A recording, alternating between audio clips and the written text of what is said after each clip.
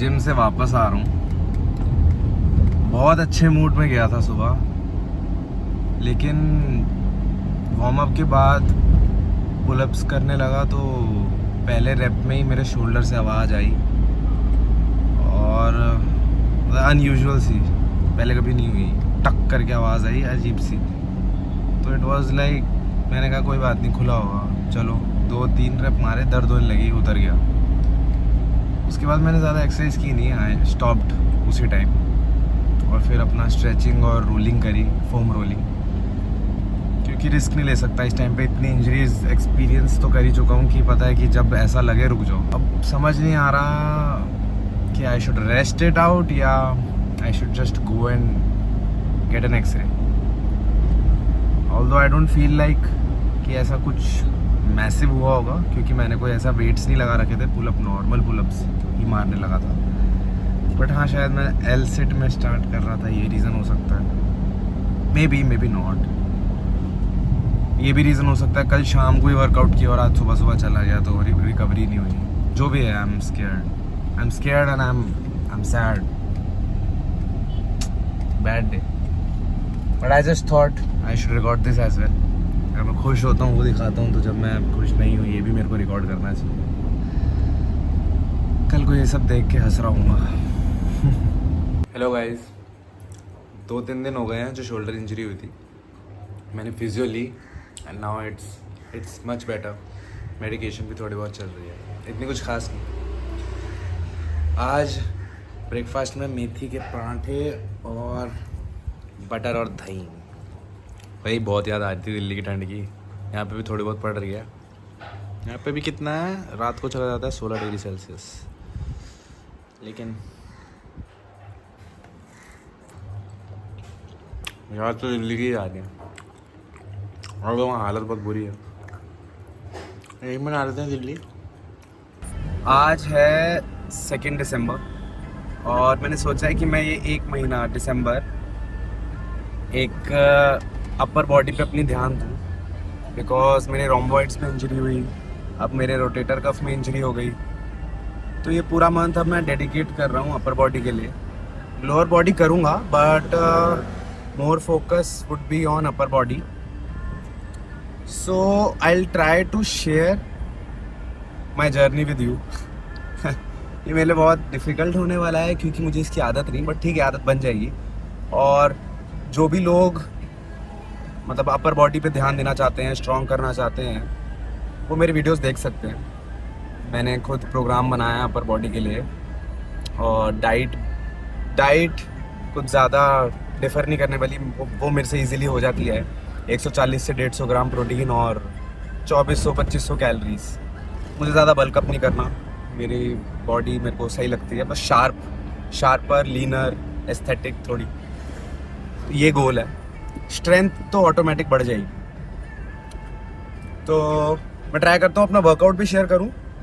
अगर workout share नहीं कर पाया तो, अगर वीडियो शेयर नहीं कर पाया, क्योंकि मैं थोड़ा, जब मैं वर्कआउट कर रहा हूँ तो मुझे वीडियोस बनाना बहुत कंफ्यूजिंग सा लगता है, मतलब डिस्ट्रैक्टिंग हो जाता है।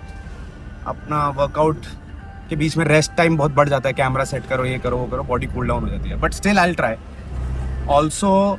नहीं तो मैं जो वर्कआउट ऑफ द डे होगा, मतलब आज जो वर्कआउट कर रहा हूँ उसकी फ़ोटो ज़रूर डाल दूँगा, ताकि किसी को भी अगर फॉलो करना हो या देखना हो कि मैं क्या कर रहा हूँ तो आराम से देख पाए। चलो, अब मैं जिम जा रहा हूँ। दोपहर हो चुकी है, 2:30 बज चुके हैं। आज मैं लेट उठा हूँ। ये इंजरी के टाइम पे थोड़ा मैंने थोड़ा ढील छोड़ दी कि चलो आराम से सोएं, आराम से उठें। बट ठीक है, कभी कभी बॉडी को रेस्ट देना चाहिए, कभी कभी माइंड को रिलैक्स देना चाहिए कि भाई चलो गो विद द फ्लो। अब आज से स्टार्ट है और फोकस करना है, तो चलो let's see. This is my gym common area waiting के लिए। और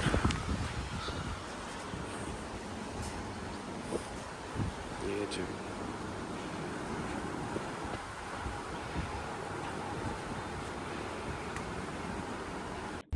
जैसे कि मैंने आपको कहा था, मुझे वीडियोस बनाना इतना पसंद नहीं है जिम में, लेकिन हाँ, मैंने एक वीडियो बनाई है जो कि मेरा शोल्डर का फिनिशर है। आज मैंने शोल्डर और चेस्ट की थी, ये फिनिशर है जिसमें मैं ड्रॉप सेट कर रहा हूँ लेटरल रेजेस का।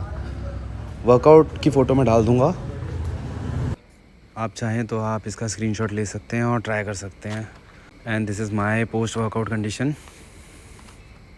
वर्कआउट करके घर पे पहुंच गया हूँ। टाइम मेरे ख्याल से 4:15 हो रहे हैं, लेट हो गया, ठीक है, बट बहुत आराम से वर्कआउट किया। इसलिए रीज़न्स हैं, क्योंकि पहले मैं बहुत फास्ट करता था। यूजुअली जो जिम में शेड्यूल्स होते हैं वो 1-1 घंटे के होते हैं। मतलब मेरे जिम वाले ऐसे शेड्यूल बना के दे के देते हैं, क्लासेस होती हैं तो 1 घंटे की होती हैं, तो बहुत ही तेज़। एक तो मैं उस चीज़ से बोर हो गया था कि भाई इतनी तेज़ करोगे तो मैं वेट कैसे इंक्रीज़ करूँगा, मतलब लोड कैसे इंक्रीज़ करूँगा कोई एक्सरसाइज कर रहा हूँ तो। पिछले हफ्ते अगर मैंने उसमें फॉर एग्जांपल 15 किलो का डंबल उठाया है बाइसेप में, आज मेरे को 17.5 उठाना है, तो मैं 30 सेकंड या 60 सेकंड के रेस्ट में नहीं कर सकता। मतलब I need at least 2 to 3 minutes in between sets. तो एक वो रीज़न था कि मैं उस चीज़ से बोर हो गया था कि भाई फास्ट क्योंकि वो हार्ट रेट अप रखता है, मतलब वो भी अच्छा है बट तुम्हारे गोल्स वैसे होने चाहिए। दूसरा ये कि मेरी इंजरी है तो मुझे डर लग रहा था। मैं बहुत आराम से कर रहा था, हर सेट के बाद चेक कर रहा था कि कोई पेन तो नहीं है, कि मुझे आराम करना चाहिए, रुकना चाहिए।